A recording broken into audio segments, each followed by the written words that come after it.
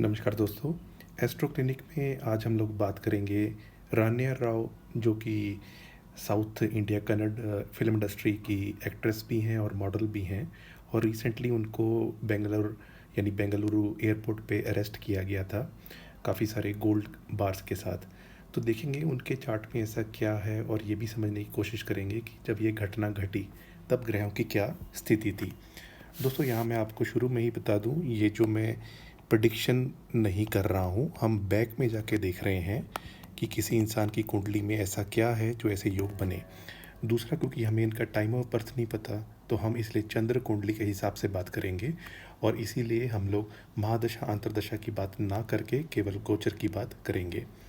दोस्तों इनके बारे में मैं थोड़ा सा आपको बता देता हूँ शॉर्ट में कि 2014 में इन्होंने कन्नड़ फिल्म इंडस्ट्री में डेब्यू किया था मानिका एक मूवी के साथ। ओरिजिनली ये चिकमगलूर एक शहर है कर्नाटका में, वहाँ से हैं। आप देख सकते हैं यहाँ पे मैंने चिकमगलूर लिखा हुआ है। और क्योंकि उस दिन चंद्रमा मगा नक्षत्र में थे, तो इसलिए मैंने ऐसा टाइम सेलेक्ट किया है कि हम यानी फिफ्थ 5 नंबर राशि फर्स्ट हाउस में हो, तो उस दिन को उस टाइम को मैंने रखा है आपके सामने ताकि हम चंद्र कुंडली की बात कर सकें। दोस्तों जैसे मैंने इनको बताया कि ये फिल्म इंडस्ट्री में 2014 से सक्रिय हैं और लास्ट ईयर इनकी शादी भी हुई थी। और इनकी अभी रिसेंटली जो अरेस्ट हुई हैं ये, तो उसकी हम कुंडली समझने की कोशिश करेंगे। और ये दुबई से आ रही थी और इनकी शादी अपने हस्बैंड के साथ अभी जस्ट रिसेंटली नवंबर 2024 में हुई थी, जो कि एक आर्किटेक्ट हैं। और जो इनका गोल्ड पकड़ा गया था तो वो काफ़ी ज़्यादा किलो और इस तरीके से है, यानी जो कस्टम्स का जो एक केस बनता है वो इनके ऊपर बन गया है। अब जैसा मैंने बताया कि डिटेल में हम इनके बारे में इसलिए बात नहीं कर सकते क्योंकि हमें इतना टाइम ऑफ बर्थ एग्जैक्टली नहीं पता। लेकिन हम ये समझने की कोशिश करेंगे कि इनकी कुंडली में ऐसी क्या चीज़ें हैं या चंद्र कुंडली में ऐसा क्या है जो 15 किलो गोल्ड करीब पकड़ा गया। और उसके बाद इनके ऊपर ये इकोनॉमिक अफेयर्स जो DRI directorate of revenue intelligence है इंडिया की, उसका केस लग गया। और अभी ये पुलिस रिमांड में है और DRI की रिमांड में भी हैं। और यहाँ मैं आपको ये भी बता दूं कि इनके जो फादर साहब हैं वो DGP हैं कर्नाटका में ही, तो वो भी बहुत बड़ी पोस्ट पे हैं। और कई लोग ऑपोजिशन वाले ये भी हंगामा कर रहे हैं कि हो सकता है कि इनके जो फादर हैं उनकी वजह से इनको ऐसा संरक्षण मिला हुआ था कि जिसकी वजह से जो पहले भी ये सब करती रही हैं। तो इनके पिताजी का जो नाम है रामचंद्र राव है। चलिए दोस्तों शुरू करते हैं। देखिए इनकी चंद्र कुंडली के मालिक बन जाते हैं सूर्यदेव। सूर्यदेव 10th हाउस में बैठे हैं जहाँ पे वो दिग्बली होते हैं और सूर्य चंद्रमा के नक्षत्र में हैं जो कि 12वें घर के मालिक हैं। लेकिन फिर भी सूर्य का 10th हाउस में बैठे होना सीधा सीधा ये दर्शाता है कि पिता जो हैं वो काफ़ी स्ट्रॉन्ग सरकारी पोजीशन पे हैं। दोस्तों 9th हाउस हम यूजुअली फादर के लिए देखते हैं और उसके मालिक मंगल बनते हैं। लेकिन सूर्य जो है 1 नंबर राशि में ही उच्च के होते हैं। चलिए आगे बढ़ेंगे। चंद्र कुंडली जैसा मैंने आपको बता दिया, सिंह राशि की ये खासियत होती है कि इनके अंदर डेयरिंग करना इसकी काफ़ी ज़्यादा टेंडेंसी होती है। यानी कुछ भी काम करना है, लीड करना है, डेयर करना है, कोई नया ट्रेंड शुरू करना है तो वो करते हैं। लेकिन एक सबसे बड़ी प्रॉब्लम ये भी होती है कि इस चक्कर में कभी कभार ओवर कॉन्फिडेंट भी हो जाते हैं। आगे बढ़ेंगे। इनके लिए नेक्स्ट इंपॉर्टेंट प्लैनेट बन जाते हैं गुरुदेव। बृहस्पति देव इनकी कुंडली में 2nd हाउस में बैठे हैं, शत्रु राशि में हैं। क्योंकि 6 नंबर राशि इनकी कई एस्ट्रोलॉजर सम राशि मानते हैं और कई शत्रु राशि मानते हैं क्योंकि बुध और गुरु की आपस में नहीं बनती। वैसे 2nd हाउस के गुरु कारक होते हैं तो धन आता भी है। जैसे किसी कुंडली में गुरु 2nd हाउस में हो तो धन आता भी रहेगा। लेकिन क्योंकि गुरु 8वें घर के भी मालिक हैं, 2nd हाउस में बैठे हैं, तो इन जनरल अच्छा रिजल्ट देंगे क्योंकि लॉन्ग लाइफ कर देंगे। ऊपर से दोनों जो शुभ ग्रह हैं शुक्र और गुरु एक दूसरे को देख भी रहे हैं। दोस्तों बात करेंगे नेक्स्ट इंपॉर्टेंट प्लैनेट की, मंगल देव 9th हाउस के मालिक हैं। कहाँ बैठे हैं? 12th हाउस में। ये हमने पहली बात पकड़ ली कि भाग्य का जो मालिक है वो नीच का हो गया है 12वें घर में। दोस्तों यहाँ मैं आपको ये भी बता दूँ, मंगल देव को ही पुलिस, सेना इसका कारक माना जाता है। जिसकी भी कुंडली में मंगल वीक हो वो अलग बात है, नीच हो गया तो ऐसे इंसान को पुलिस से कभी ना कभी, सेना से कभी ना कभी तकलीफ ज़रूर आती है।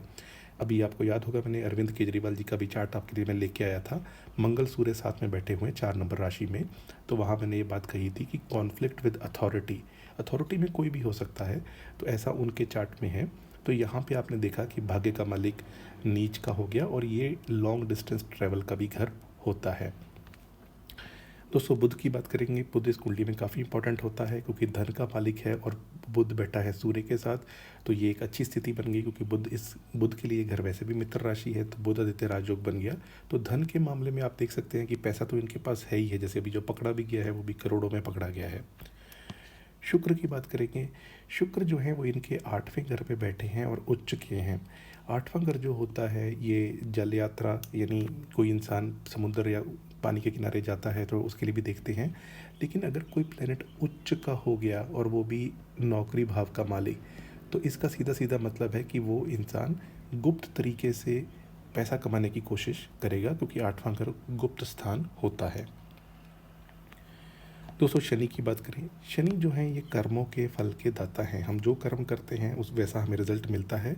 इन जनरल सिंह राशि के लिए ये योग कारक नहीं होते क्योंकि छठे घर के मालिक बन जाते हैं और वैसे भी इनकी शत्रुता है। अब शनि यहाँ अपनी राशि में ही बैठे हैं। किसके नक्षत्र में? मंगल। जैसा मैंने बताया मंगल नीच के हैं और शनि कर्मों के फल के दाता है। और शनि क्योंकि छठे घर के भी मालिक है जो होता है रोग शत्रु दुर्घटना का, और यहाँ बैठ के ये डायरेक्टली लगन को देख भी रहे हैं, थर्ड हाउस को भी देख रहे हैं तीसरी दृष्टि से, और राहु को भी देख रहे हैं 10वीं दृष्टि से। तो शनि जो बैठे हैं यहाँ पे वो आप कह सकते हैं कि भले ही आपको लगेगा अपनी राशि में है, लेकिन इस कुंडली में कारक नहीं होते और उनकी दृष्टि अच्छी नहीं होती। दोस्तों राहु केतु की बात के बिना तो हम रह ही नहीं सकते। राहु 8 नंबर राशि में नीच के होते हैं और केतु 2 नंबर राशि में नीच के होते हैं। तो राहु केतु नीच के हैं और ऊपर से राहु जब भी 4th हाउस में होते हैं तो ये वास्तु दोष भी बनाते हैं। यहाँ ध्यान रहे ये मंगल के घर में है और मंगल फिर से नीच है, और केतु शुक्र के घर में है। केतु शुक्र उच्च के हैं और वो भी 8वें घर में। तो मोटा मोटा चंद्र कुंडली से हमें क्या ये चीज़ें याद रखनी है? पहला तो ये सिंह राशि, डेयरिंग करना, लीड करना, वो सारी क्वालिटीज़, लेकिन ओवर कॉन्फिडेंट भी हो जाना। सूर्य और बुध बहुत स्ट्रॉन्ग, इससे ये पता चलता है कि पिता जो हैं वो बहुत अच्छी पोजीशन पे हैं या सरकार में काफ़ी अच्छी उनकी स्टैंडिंग है। मंगल नीच के, इसका मतलब पुलिस के साथ कभी ना कभी प्रॉब्लम आएगी। और शनि कर्मों के फल के दाता हैं और शुक्र जो उच्च के होके बैठे हुए हैं 8वें घर में, तो गुप्त तरीके से इंसान धन कमाने की, क्योंकि ये कर्म का घर है, उसकी कोशिश करता है। दोस्तों अब आगे बढ़ेंगे। अब हम बात करेंगे जब इनको अरेस्ट किया गया है। दोस्तों मैंने कुंडलियाँ अलग अलग स्टडी की, जो मतलब 3 तारीख की, 4 तारीख की। कुछ न्यूज़पेपर वाले 3 मार्च लिख रहे हैं शाम के 7 बजे और कुछ लिख रहे हैं 4 बजे, लेकिन मुझे ज़्यादातर न्यूज़ में 3 ही मिला है, तो मैं 3 के हिसाब से ही चलूँगा। देखिए यहाँ पे जो हमने पहले बात की थी, सूर्य जो कि हैं कुंडली के मालिक 7वें घर में बैठे हैं और शनि को अस्त कर रहे हैं। 19 डिग्री के सूर्य हैं, शनि जो हैं 16 डिग्री के हैं, यानी डिग्री डिफरेंस 60 डिग्री है, और ये अस्त कर रहे हैं। सूर्य राहु के नक्षत्र में है, यानी अपने शत्रु के नक्षत्र में है, क्योंकि राहु का सबसे बड़ी प्रॉब्लम राहु को सूर्य और चंद्रमा से ही है। दोस्तों यहाँ वैसे भी अगर शाम का टाइम होता है, जैसे ये 7 o'clock, और ये घटना जो है ये बेंगलुरु एयरपोर्ट की है, तो ये जो 7th हाउस में जब भी सूर्य होते हैं, यानी ये शाम का समय होता है, तो सूर्य लगन के मालिक, चंद्र कुंडली के मालिक, आप कह सकते हैं कि वीक हो गए हैं। एक तो वीक हो गए हैं, दूसरा वो हैं भी शनि के घर में और शनि को अस्त भी कर रहे हैं, यानी छठे घर के मालिक और 7वें घर के मालिक दोनों को। दोस्तों अब हम देखेंगे आगे चंद्रमा कहाँ है। चंद्रमा है 9th हाउस में, तो यानी ये लॉन्ग डिस्टेंस ट्रैवल का उस दिन मन बना हुआ था, आप इस तरीके से इसको ले सकते हैं। दोस्तों इसके बाद अगर हम देखें कि इनके जो इनके मंगल हैं, मंगल कहाँ पे बैठे हैं, जैसा मैंने बताया था कि वो नीच के हो रखे हैं, तो यहाँ पे अगर हम देखेंगे तो मंगल इनके 11th हाउस में है, तो जो कि लाभ स्थान है, और यहाँ पे ये शत्रु राशि में है। दोस्तों मंगल के लिए मैं आपको ये बता दूं, जो कुंडली में अगर नीच का होगा और 11th हाउस में आएगा जो उसके शत्रु का घर है, तो लाभ होते होते रुक जाता है। जैसे मैं भी प्रेडिक्शन में बोलता हूँ कि आप पेपर वर्क सही से करिए, ये चीज़ें ध्यान से करिए, और आप लॉन्ग डिस्टेंस ट्रैवल के घर का मालिक गया हुआ है लाभ स्थान में, तो वो लाभ होता होता इसलिए रुक रहा है क्योंकि उस घर के मालिक जो हैं वो शत्रु हैं। बैठे कहाँ हैं? बुध 8वें घर में और नीच राशि में। दोस्तों चंद्रमा की हमने बात कर ली, मंगल की बात हमने कर ली। बुध देव की मैंने अभी आपको बताया कि लाभ होते होते 8वें घर में है, तो ये इसलिए रुका उनका।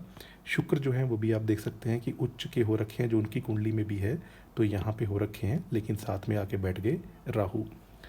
गुरु की बात करें, गुरु की पोजीशन फिर भी ठीक है, लेकिन गुरु यहाँ पे राशि परिवर्तन योग में है। राशि परिवर्तन योग जब शुभ होता है, जैसे इंदिरा गांधी जी की कुंडली में 7 में से 6 ग्रह राशि परिवर्तन योग में हैं।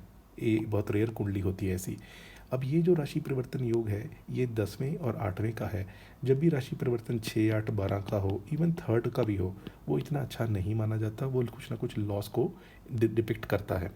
तो इनके केस में राशि परिवर्तन योग हो गया प्रोफेशन के घर का मालिक और गुप्त स्थान का मालिक। और राहु, यहाँ मैं क्यों नाम ले रहा हूँ, क्योंकि राहु स्मगलिंग करना या पकड़े जाना पुलिस सेना के अलावा कस्टम्स वालों से, क्योंकि जो भी गुप्त चीज़ें होती हैं राहु उसका कारक है। राहु अगर हम देखें किसके नक्षत्र में है, तो राहु यहाँ पे आपको शनि के नक्षत्र में दिखाई देगा। जैसा मैंने बताया, कर्मों के फल दाता। दोस्तों, केतु सेकंड हाउस में होंगे और वो सूर्य के ही नक्षत्र में हैं। और मोटा मोटा हमने ये भी एक चीज़ मैं आपको बता दूं कि 7th हाउस जो होता है, ये एयर ट्रैवल के लिए या फ्लाइट ट्रैवल के लिए देखा जाता है। तो सूर्य जो है शनि के साथ बैठे, शनि को अस्त किया, तो 7th हाउस में यानी एयर ट्रैवल में सरकार की तरफ से कोई प्रॉब्लम आ गई। गुप्त स्थान में बैठा हुआ राहु, जो गुप्त गेन हो रहा था प्रोफेशन में, और 11th हाउस में, प्रोफेशन के लिए 10th हाउस, गेम्स के लिए 11th हाउस, इन दोनों का मालिक होके और धन स्थान का मालिक होके राहु के साथ 8वें घर में बैठा हुआ है। तो कुंडली में जो राहु अच्छे नहीं हैं, अभी भी राहु अच्छे नहीं चल रहे, तो इसलिए ऐसी स्थिति बनी। अब आप क्वेश्चन पूछेंगे कि आगे क्या होगा। दोस्तों, केस बनेगा, वो चलेगा, वो सारा होगा, लेकिन सूर्य अभी यहाँ से इधर ट्रांजिट करेंगे, राहु के पास आएंगे। जैसे सूर्य 19 डिग्री के हैं और राहु 4 डिग्री के हैं, तो 19 और प्लस 19 प्लस 11 30 हो गए, तो 11 डिग्री प्लस 4 डिग्री, तो इनका डिग्री डिफरेंस 15 डिग्री का है। तो आप कह सकते हैं कि 15 दिन बाद, यानी 3 मार्च से 15 दिन के बाद ये एक दूसरे के बिल्कुल पास में होंगे। तो जो इनके केस की चरम सीमा होगी कि सबसे ज़्यादा प्रॉब्लम्स हैं वो सब हैं, वो इन्हीं 15 दिनों में होगी। सूर्य उसके बाद आगे निकल जाएंगे यहाँ पे, लेकिन होंगे फिर भी 8वें घर में। और जब अब 3 मार्च के बाद सूर्य जो है आप देख रहे हैं 19 डिग्री में, तो 3 अप्रैल को सूर्य यहाँ पे होंगे, और उसके बाद मई में करीब ये 14 अप्रैल के करीब ये उच्च राशि में होंगे। तो वहाँ से, क्योंकि सूर्य जो है वो उच्च राशि में आ जाएंगे, तो थोड़ा सा रिलीफ वहाँ से आपको इनको देखने को मिलेगा। दोस्तों, ये मैंने आपके लिए शॉर्टेस्ट पॉसिबल टाइम में चंद्र कुंडली के हिसाब से रेट्रोस्पेक्टिव किसी इंसिडेंट को या किसी की कुंडली को कैसे देखते हैं, ये बताने की कोशिश की है। मेरे चैनल पे और भी बहुत सारे सेलिब्रिटीज़ के चार्ट्स हैं। कुछ जैसे 9/11 का इंसिडेंट हुआ, उसका भी मैंने बनाया हुआ है। और इसके अलावा अगर आप देखें कि महीना कैसे जाएगा, वो तो मैं बताता ही रहता हूँ। तो कैसा लगा आपको ये वीडियो, आप कमेंट करके बताइएगा। वीडियो अच्छा लगा तो इसको लाइक कर दीजिए। चैनल पे पहली बार आए हैं, चैनल सब्सक्राइब कर लीजिए। आज के लिए इतना ही। आपका बहुत बहुत आभार।